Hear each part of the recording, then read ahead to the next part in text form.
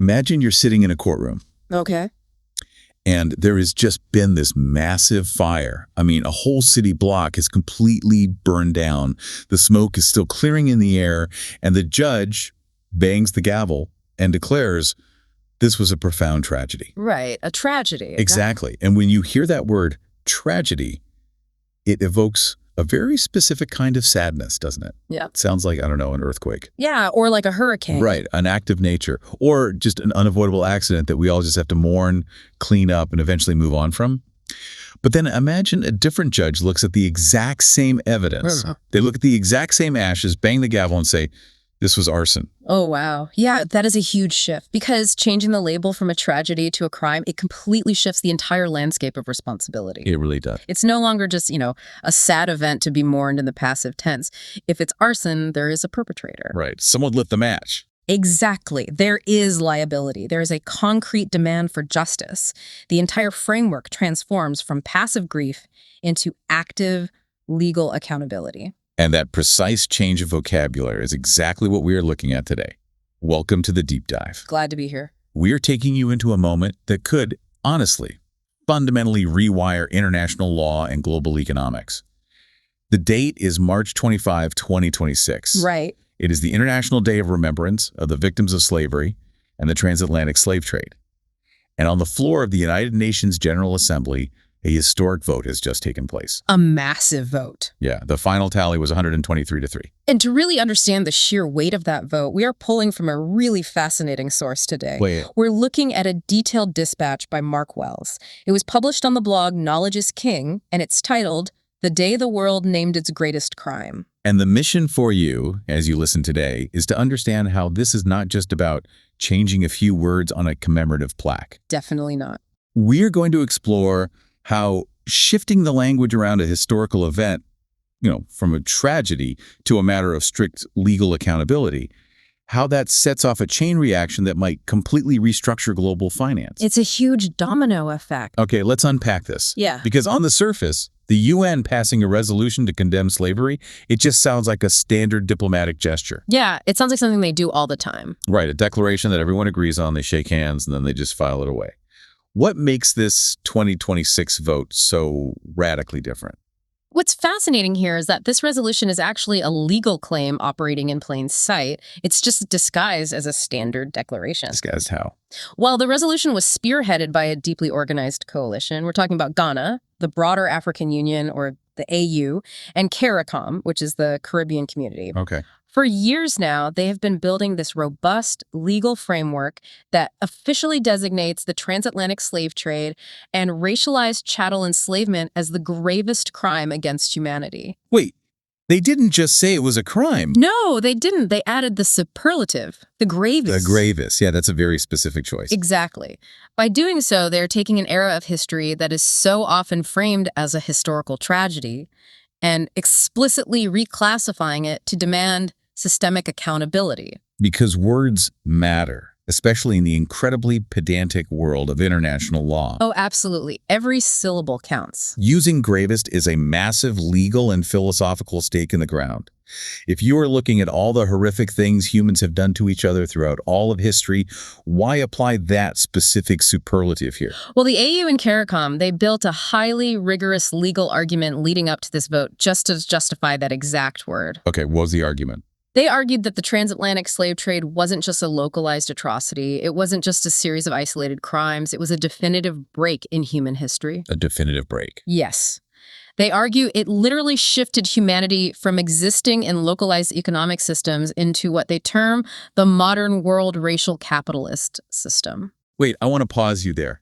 Because modern world racial capitalist system is a very heavy academic phrase. It is a mouthful, yeah. Are we saying that the very concept of race, in the way we understand it today, was invented purely as an economic tool, like a way to justify the math of global trade? That is the core of their argument, yeah. The legal brief suggests that before this era, human prejudice obviously existed, right? People have always been tribal. Yeah. But race was not a legally codified ledger entry. The transatlantic slave trade required a completely new global architecture to function. Meaning what, exactly? Meaning it required laws, banking systems, and insurance policies built explicitly around the literal commodification of human life, based strictly on racial categories. Wow. That was the definitive break. The entire foundation of global trade was restructured around it. And then there's the sheer scale of it, too, which Wells highlights in the piece. Oh, the scale is staggering. You are talking about an enterprise that was state-sponsored, fully legal under the laws of the nations participating at the time, and sustained for over 400 years. I mean, it built empires. It did. The duration and the structural integration of it makes it entirely unique in the historical record. But the AU's legal argument takes its most crucial turn when they address the timeline. Okay. They are not just arguing that it was the gravest crime in the past. They are arguing that it is a living crime. A living crime. See, I have to push back on that on behalf of anyone listening who might be wrestling with the mechanics of this. Sure. Yeah, it's a complex idea. Because usually when we talk about a crime, there is a statute of limitations. There's a start date and an end date. I think about it like a cold case detective, you know? Right. You open a file from 100 years ago, you dust it off, you look for the perpetrator, but the people involved are gone. The witnesses are gone. How do you prosecute a 400-year-old cold case today? It feels like trying to arrest a ghost. It absolutely feels that way if you view it as an event that cleanly ended. Right. But the framework of the living crime suggests that you aren't dusting off a cold case file at all. You are walking into a crime scene where the fire is still actively burning. The arson from earlier. Exactly. The resolution posits that the crime simply isn't over. Its enduring consequences are still the invisible architecture of the world you live in right now. So you're talking about systemic racism, obviously, but also the massive compounding global wealth gap between nations. Precisely. The systems of inequality put in place during those 400 years didn't just magically vanish when the abolition laws finally passed. They compounded. Like interest. Yes. Think of it like a massive head start in a marathon, funded by extracted resources and stolen labor. Wow. Yeah. That initial extraction still dictates which nations have robust infrastructure today and which nations are impoverished today. As the Ghanaian leaders noted in the lead-up to this vote, justice begins with calling things by their proper names. That's a powerful quote. It really is, because if you acknowledge that the poverty of certain nations today is a direct mathematical result of the wealth extracted during the slave trade, then the crime is still happening. And if you successfully argue that the crime is still living, like if the patient is still actively bleeding, the conversation naturally has to pivot to the treatment. Right, you have to stop the bleeding. Exactly. If the damage isn't just personal but entirely structural, then the cure has to be structural too. And the source lays out exactly what that cure looks like. It does. By getting the UN to officially recognize the gravity of the crime, the AU and CARICOM essentially laid the legal bedrock for their next massive move. Which is? The decade of action on reparations, running from 2026 to 2036. And when we say reparations in this context, we need to completely discard the idea of mailing out individual apology checks to citizens. Yeah, these are massive systemic demands aimed directly at former perpetrator states. And Wells outlines 4 main pillars in the blog post, and we should probably give each of them the room they deserve. Let's do it. First is a full formal apology. This means moving past diplomatic statements of regret and making a formal legal admission of state responsibility. And that distinction is huge. In international law, the gap between regret and responsibility is wider than an ocean. How so? Well, regret just means you feel bad, a tragedy occurred, but you bear no liability. It is like saying you are sorry it rained on someone's parade. Right. I'm sorry that happened to you, but I didn't make it rain. Exactly.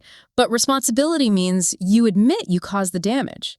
And that instantly opens you up to legal liability and concrete demands for restitution. Which brings us to the second pillar, repatriation and the right of abode. Yes. This means providing the actual funding for descendants who wish to resettle in Africa and granting them clear, unhindered paths to citizenship.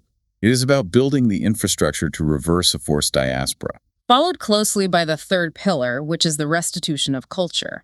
This demands the prompt return of all looted artifacts, monuments, and archives at absolute zero cost to the countries of origin. Emphasizing zero cost is so crucial here because the logistics of returning these artifacts are staggering. They really are. When nations currently ask for their looted artifacts back, major Western museums often hide behind red tape and shipping costs. Oh, constantly. I mean, moving a 3-ton ancient bronze sculpture across the globe requires millions of dollars in insurance and specialized transport. The resolution states the countries of origin shouldn't have to pay a single dime to get their stolen property back. No red tape, no shipping fees, just return it. It completely strips away the logistical excuses that have kept those artifacts locked up in foreign museums for centuries. Okay, here's where it gets really interesting. Oh, yeah. The fourth pillar is debt cancellation. This is the one that truly shakes the foundations of global finance. Let me try to visualize this concept of ancestral debt for you, the listener.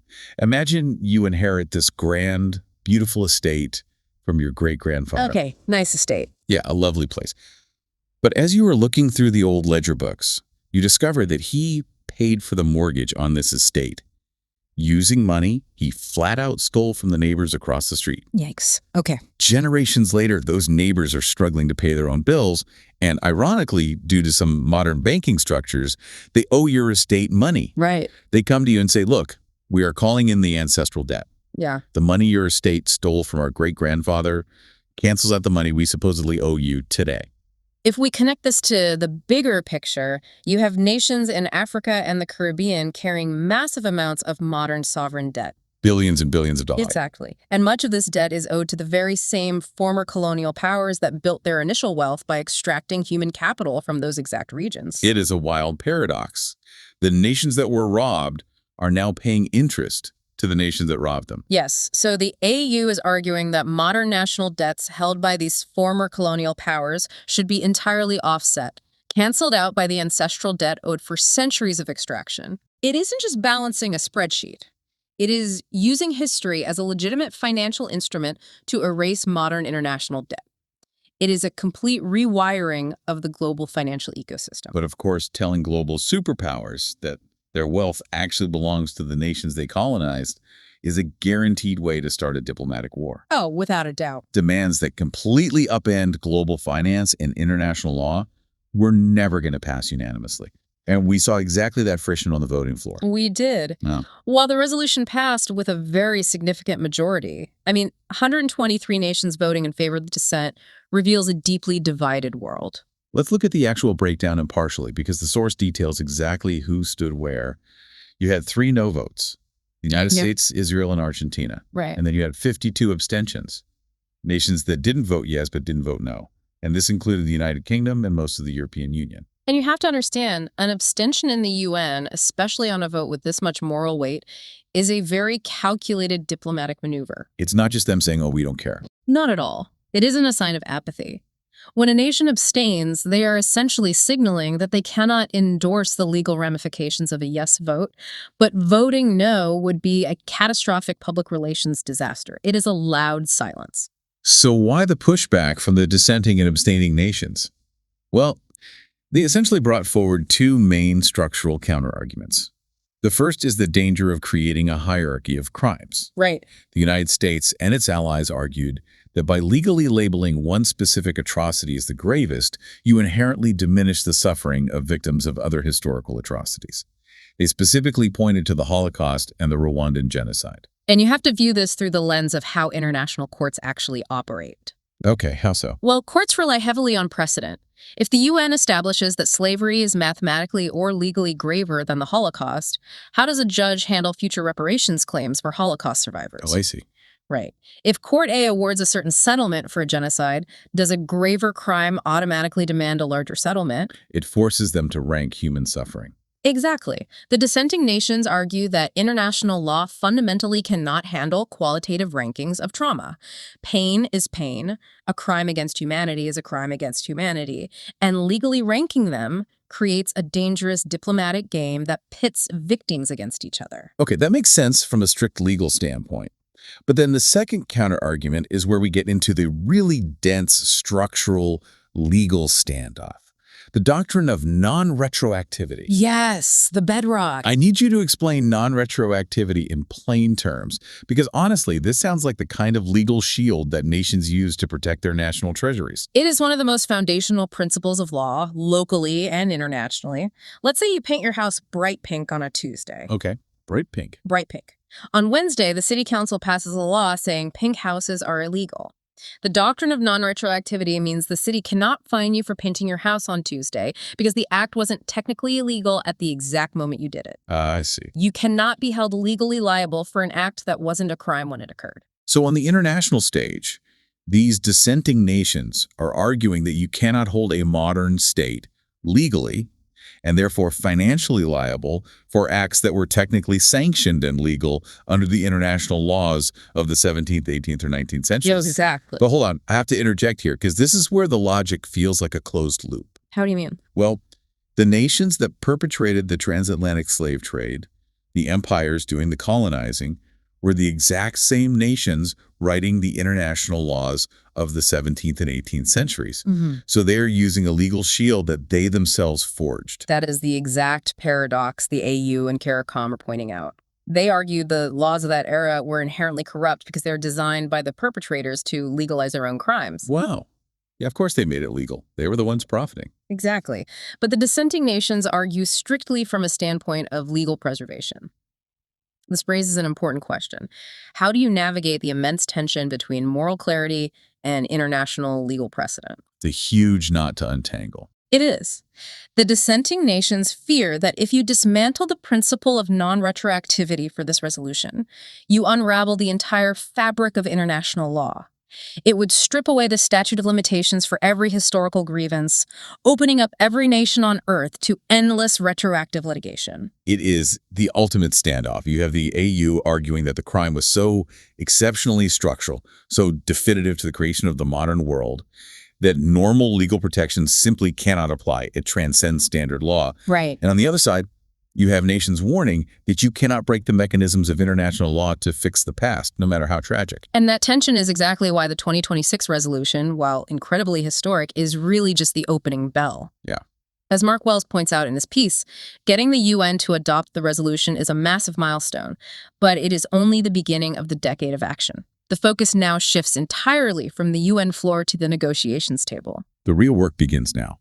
Exactly. It is going to be the Africa-Caribbean Coalition sitting directly across from the former perpetrator states to hammer out the actual mechanics of these demands. So what does this all mean? If you step back and look at the whole board, the core takeaway for you listening is this.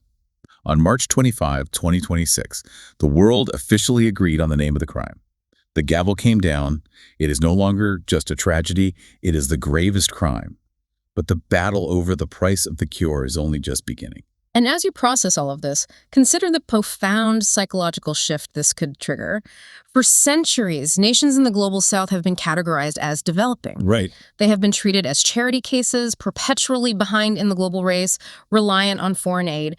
But if ancestral debt is recognized as valid legal currency, that narrative flips overnight. Totally. How does a society's self-worth and a nation's geopolitical leverage transform when they realize they aren't the charity case at all, but rather the wealthiest creditors on Earth simply waiting for the bank to clear their check? That reframing completely shatters how we view the global hierarchy. It brings us right back to that courtroom we talked about at the beginning.